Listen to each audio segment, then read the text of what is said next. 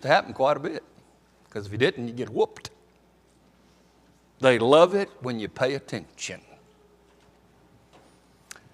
I did a lot of time coaching, and I loved it when we get into a tough situation and we call a timeout and we're in a huddle and we're trying to figure out what we're going to do right now because this is our last chance. This is the only thing we've got. And I love it when the guys are just sitting there looking.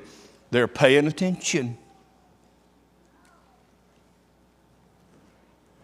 And how many of us fellows know how much our wives appreciate it when they interrupt a ball game and we turn dutifully away and stare them in the eyes and pay attention? Now, we all like it when people pay attention. Think about this, if you will. Why do we call it paying attention? It hit me last night as I was going to sleep, and I thought, why that phrase? And then it occurred to me that every single one of us appreciates it when others are attentive to us. We all, when we're talking, when we're communicating, when we're doing something, every one of us wants someone to give us attention. How many times it may happen today when we finish? A parent is holding a child, and the parent's talking to me, and the child wants to talk to them, and it's a little bit, and then the child just takes the parent's face and pulls it toward them. We all like it. We want people to give us attention. Therefore, you know why we call it paying attention? When we are attentive to others, we are paying for the attention they're going to give us. Pay attention. For a few minutes, I want you to pay attention. Because today, we're going to pay attention. And tonight, we're going to be very practical as we have one of our congregational Bible studies, and we ask the question, how can we help people learn to pay attention? Let's begin with this passage in Philippians chapter 1. I thank my God upon every remembrance of you, always in every prayer of mine, making request for you with joy, for your fellowship in the gospel from the first day until now, being confident of this very thing, that he who has begun a good work in you will complete it until the day of Jesus Christ. Paul wrote to the Philippians, and the first thing he said, I'm thankful for you. I'm thankful for you, my friends. And as this is our week of Thanksgiving thoughts, I want you to notice how when you read the book of Philippians, I want you to think about that first word, thank you. And everything that happens in the book of Philippians is built upon the fact that Paul said to them, I'm thankful for you. Notice what he said in the text. He said, I'm thankful because we have fellowship together. We are in the same place.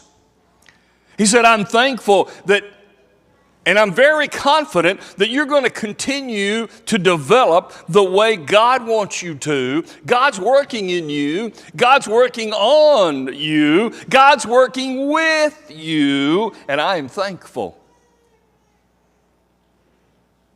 Now I want you to look at our main text of Philippians chapter 2. And I want to hone in on one of the things for which Paul was thankful concerning the Philippian brethren. Notice what we find beginning in verse 12.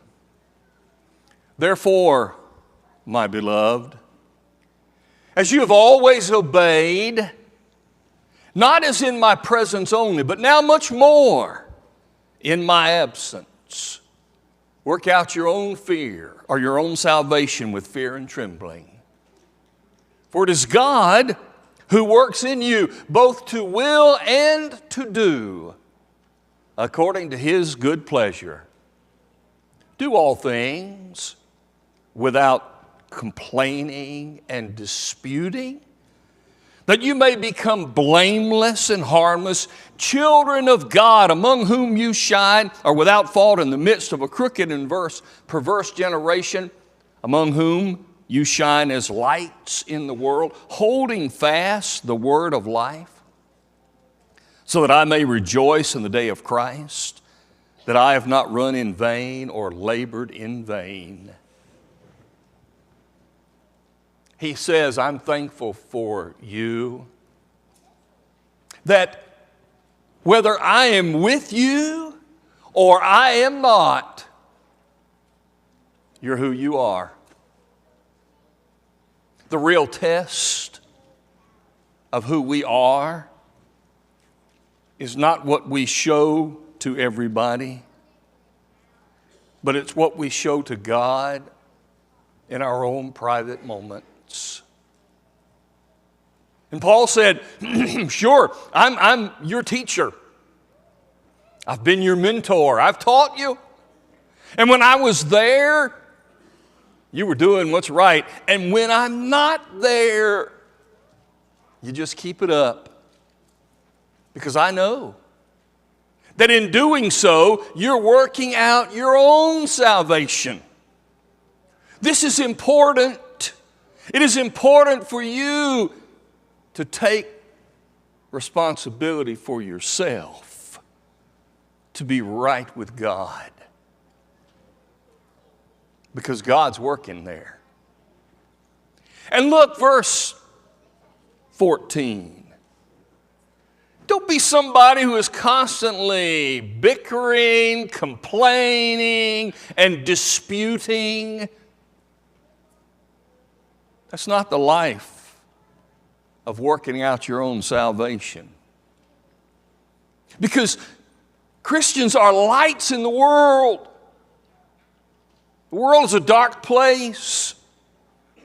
And we need for Christians to shine the light in every single place to eradicate the darkness by holding fast the word of life. This word, holding fast, is what I want to think about for just a few minutes. Paul said, I am thankful to you that you are holding fast. And as we think about that word, I want you to think of the word as the phrase, pay attention. For this word, used 4 other times in the New Testament, is about paying attention. Now, there's a kindred word used over 20 times that has the same concept. This word that we're considering is a word that talks about paying attention on the inside where you are. And the other place, the other 20 of another kindred word, is to pay attention while you're here to everything that's out there, meaning the danger part. But we're going to concentrate on this part. Literally, it is hold on to. Pay attention.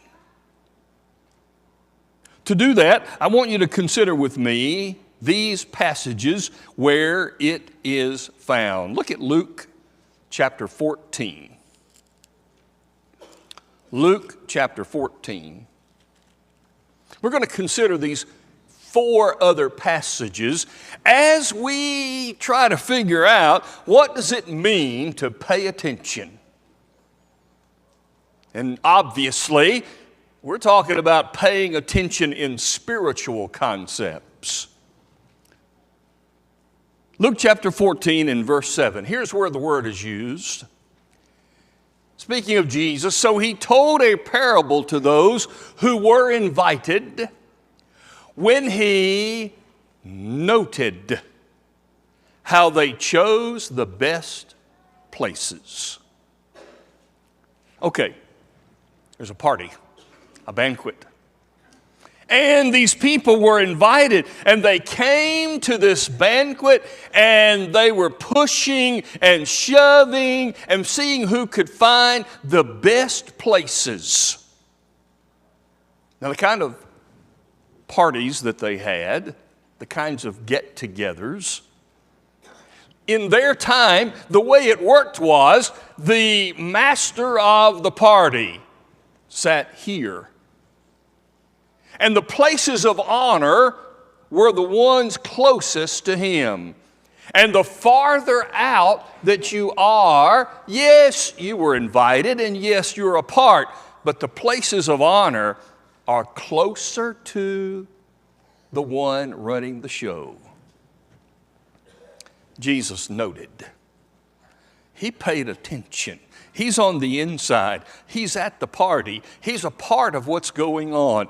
And he noted. To pay attention is to be aware and to see what's really going on. Now, granted, Jesus could read hearts and minds, so he could really see what was going on. But for us, maybe this word is saying, are you taking notes? We take notes on things that mean something to us so that we later can refer to them. We can take mental notes. What's happening? What am I really seeing? Paying attention spiritually. What's really going on? To pay attention is to take note of what we see happening all around us. And it's more than just noticing the surface, but staying engaged in order to understand. Turn to Acts chapter 3. The second use that we're going to consider of this concept. Peter and John came to the temple, and when they got there, there was a man who was begging alms. He had not ever walked in his life. And like he did to everyone else, he said, alms for the poor.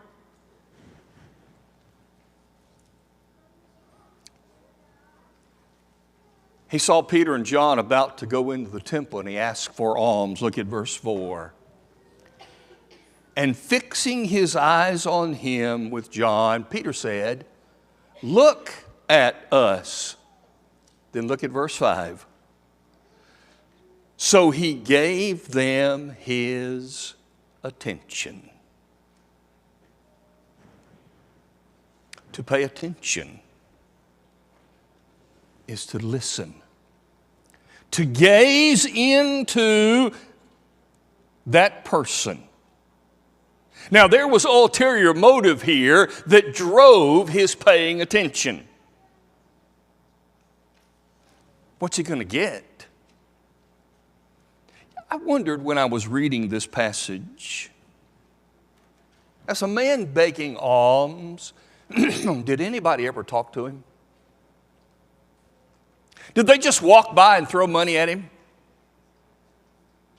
And all of a sudden, somebody talked to him. Oh, now this person has his attention. He's been accustomed just to hearing coins rattling in his little can. But now somebody actually talked to him. Do you think he wanted to pay attention to that? He'd been overlooked for so long, dismissed by the entire society. And now these guys want to talk to me. Maybe they have something special. When we are paying attention spiritually, it is because we're expecting something special. We're listening. We're engaged. There is a call to this unlike any other call that we might hear. This catches us. This is different. I don't want to miss this. We have to be people. If we are paying attention as God wants us to pay attention, we don't want to miss it. Look at Acts chapter 19 and verse number 22. Because of the things that Paul was teaching, sometimes there were riots in the town and they had to do some things. They had to leave and they had to run off and be in a different place. But look at verse 21. When these things were accomplished, Paul purposed in the Spirit, when he had passed through Macedonia and Achaia, to go to Jerusalem, saying, after I have been there, I must also see Rome. Paul said, I want to go to Jerusalem. I want to go to Rome. I'm going to be right here for now. And then look at verse 22. So he sent into Macedonia two of those who ministered to him, Timothy and Erastus. But he himself stayed in Asia for a time. To pay attention is to fulfill your responsibility where you are in that moment. And you let others do what they're supposed to do. When you watch a game, football, basketball, but I'm thinking particularly about how it works, the offensive line on a football team. And the defense is sending in blitzers and people that are trying to cross over each other and confuse the offensive linemen. And what's their job? Do your job. You block where you're supposed to, and you make sure that you do your job, and let everyone else do their jobs. Pay attention to yours. God calls us to pay attention. To pay attention to what I'm supposed to do right now. And let others do their jobs. That's what it means to pay attention. The final passage is 1 Timothy chapter 4. And I want you to consider with me, if you will, verse number 16. Paul writing to this young man whom he is mentoring to be a preacher. Look at verse 16. Take heed to yourself and to the doctrine. Continue in them, for in doing this you will save both yourself and those who hear you. Take heed. Listen. Take it in. Let it be a part of you. Notice how he defines it. Continuing in them. A person does not pay attention if they hear a word and then forget it. That's not paying attention. It's not paying attention when you hear the words and then you go over here and do something totally different. You didn't pay attention. I don't know if you've ever been through this before, but I had a teacher in school one time handed out this paper.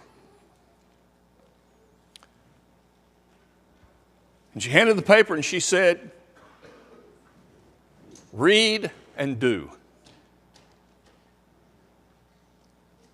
So the first line said, "Read the whole thing before you start." Well, people wanted to get finished. And so they went to the first one and they read it and they did it. And they went to the second one and read it and did it. And they just kept going down. And when you get to the last one, it says, "Do only number 1."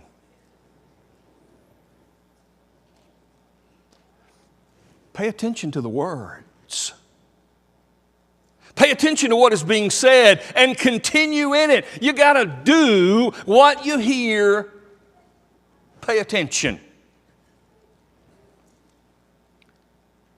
When Paul wrote to the Philippians in chapter 2, he was thankful that they were people who paid attention. Now back to verse 16 of Philippians chapter 2. I pulled out my folder of things that I collect that I want to preach about. And the first thing popped up was a paper in somebody's handwriting here, and I don't know handwriting well enough to know. I'm sure I've recognized it at one time. But earlier this year, somebody sent me a little note, and it said, "What about 1 Timothy 4, or Philippians 4 and verse 16, or 2:16? What is about that verse?" One version says in verse 16, "holding fast." That's what mine says. But another version translates it, "holding forth the word of life." This person asked, which is right? They seem different. Holding fast seems to be hang on to it. And holding forth seems to be send it out. Which is right? The word means to pay attention. This may sound like a cop-out, but the answer is they're both right.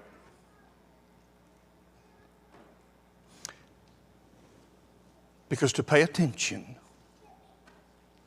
I have to hold on to what I hear and know. I have to hold fast to it. I got to pay attention to me. But I also, in paying attention to God, I have to pay attention to everybody else. Because I need to care about what they know and teaching them what they need. So I pay attention to me, hold fast. And I pay attention to you, hold forth. And it all is founded in the same place, the word of life. Christian people, pay attention. Christian people, hear, hold on to, and spread what God wants us to do. The only question left for you and me, are you paying attention?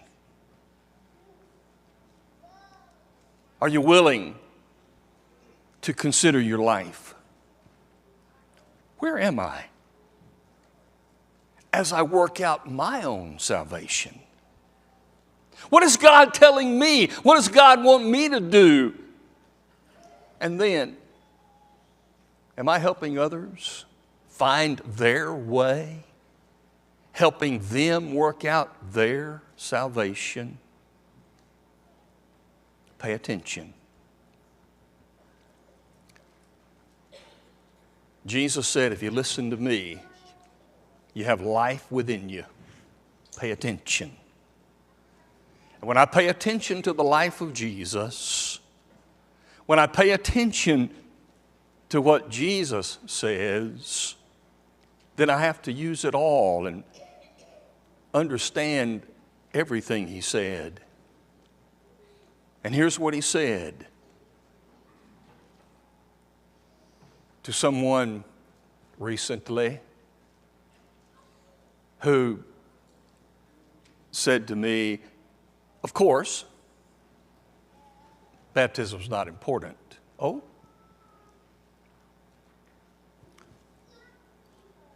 You got to listen to Jesus. Oh, yeah. You know, my Bible has red letters in it. Jesus' words.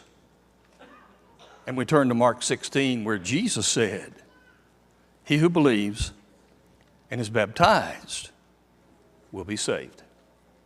Pay attention. If you've not obeyed Jesus, you hadn't paid attention to the point of heeding and doing. And if as a child of God,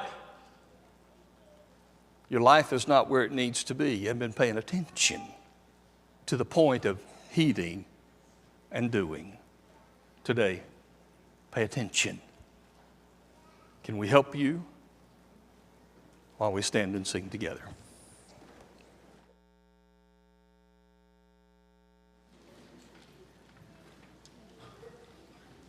When the Savior calls, I will answer. When he calls for me, I will hear. When the Savior calls, I will answer. I'll be somewhere listening for my name. I'll be somewhere listening. I'll be somewhere listening. I'll be somewhere.